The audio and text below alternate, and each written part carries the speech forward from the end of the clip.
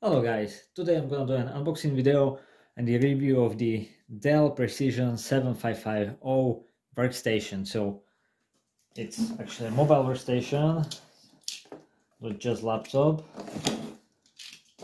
Let's quickly have a look inside.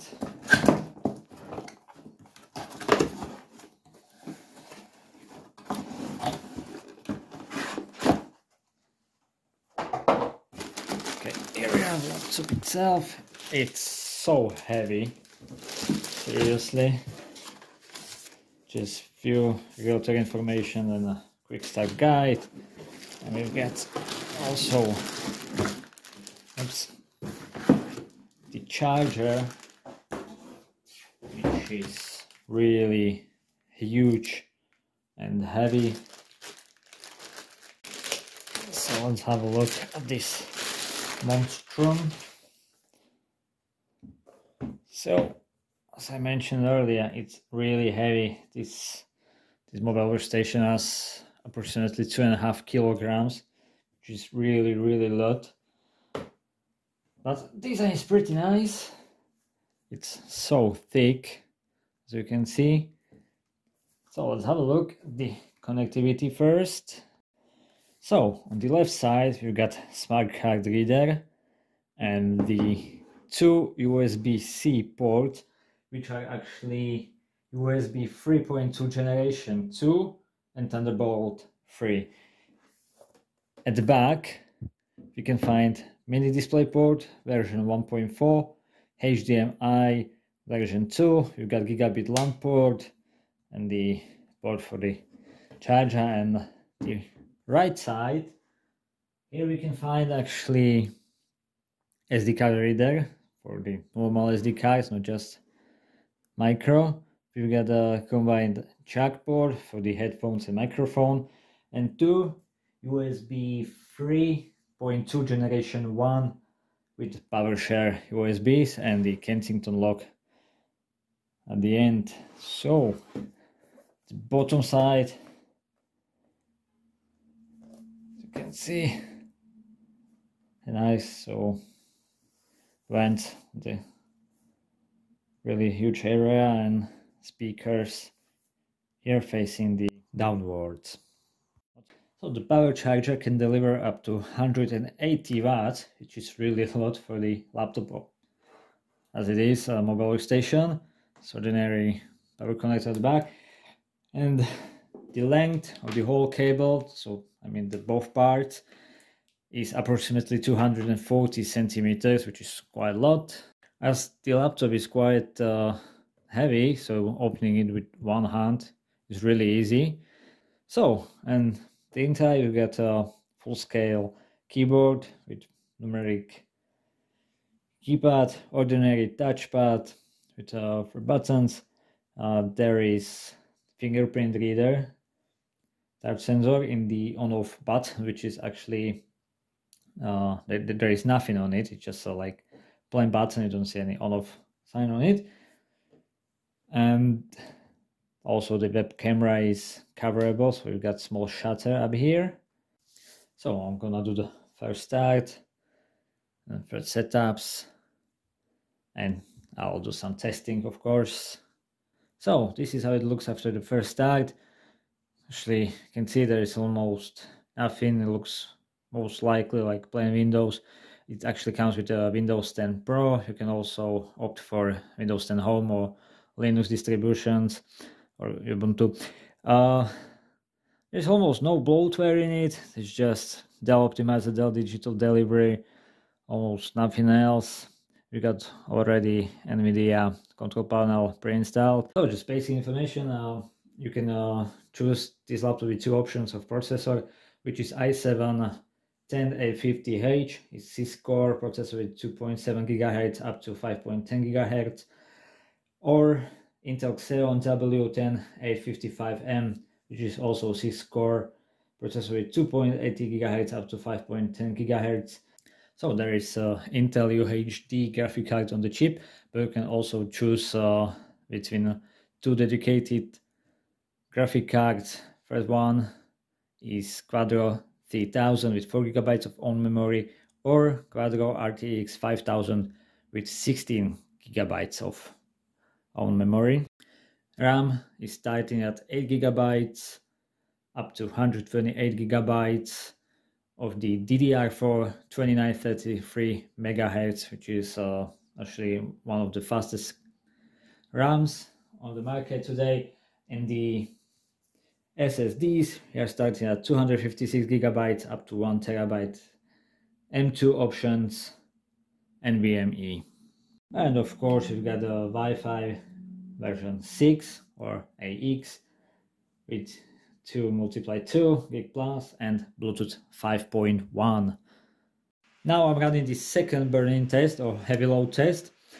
It's running for over 20 minutes now, and currently all clocks on all cores are around 4 GHz for each core.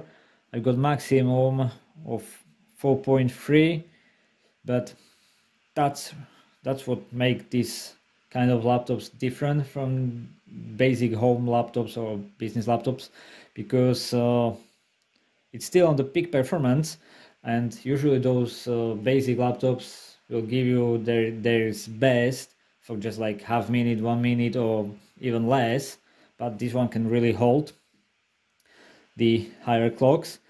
Another thing, temperatures. I got maximum of 99 degrees Celsius, but currently I'm just on the 90 or around 90s on each core. I wasn't expecting that it will go over 90, but still, probably was just for a few seconds, I guess. And what is mostly affected by it, let's just have a look at the keyboard and palm rest and touchpad area. Actually, palm rest, that's just cold, I would say, like really cold. Touchpad, that's actually, I don't feel anything here. And the keyboard, I can see a little bit of heat on the top, but like nothing over my expectations. So even if this laptop has 90 degrees inside of it, this area is not very affected by it. So I can feel just up here that it's hot, but still it's just normal, I would say. So that's really good. So another thing, as you can hear, the laptop fans, 2 of them in it. I actually, under the heavy load, they are really noisy. So you can hear it's really noisy. But as soon as I stop this heavy load test, or when you stop the hard work on this laptop, could you hear it? It actually lowered the fan speeds really quickly. Now, I don't know, 15 seconds passed. It's so quiet. It's absolutely quiet, even quieter than just ordinary home laptops. And actually that time until it lowered the temperatures enough to decrease the fan speeds, just few seconds. So it's really great. I mean, that power management on this laptop is really great. Those fans are doing really great job. So you can see we are just over 50 degrees Celsius after half minute. So that's really good. Another important thing is a display. There are few options that starting at the ordinary full HD display or touch full HD display, or if you got the best option, and that is 4K display with HDR, and it's actually anti-glare with 100% Adobe. All of them, all 3 options have 100% Adobe. There are 60 Hz displays with 500 nits. Let's have a look at the viewing angles, which are actually 80 degrees to each side. And as I forgot to mention earlier, the display response time for each option of the display is 35 milliseconds. Another but less important thing for this kind of devices, that's the speakers.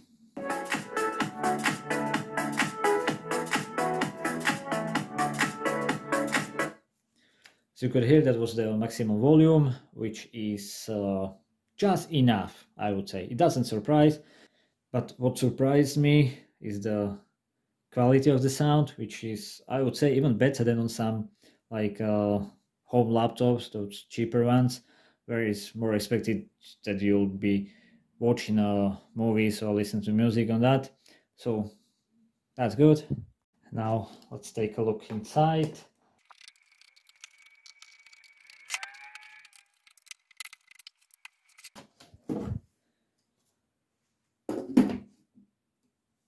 And here is my favorite part.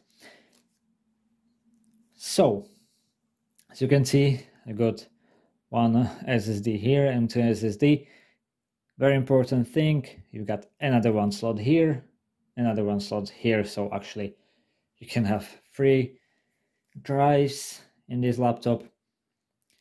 4 slots for RAM. So there are actually A, B, C, D.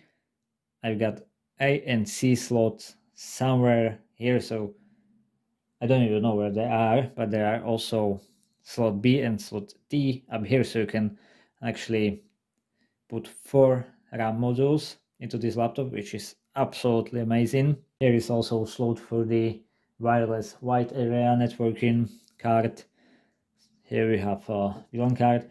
One thing that troubles me a little bit, I don't see connector from the CMOS battery. So if you like to, or if you need to reset BIOS, it might be a little bit challenging to get to the CMOS battery. And the last thing, the battery. I've got here 68 Wh battery, 6 cells battery, but there is also option with 95 Wh, which I would highly recommend over this one, because that one will give you approximately 9 hours of like basic, I would say, office work, so some web browsing, stuff like that.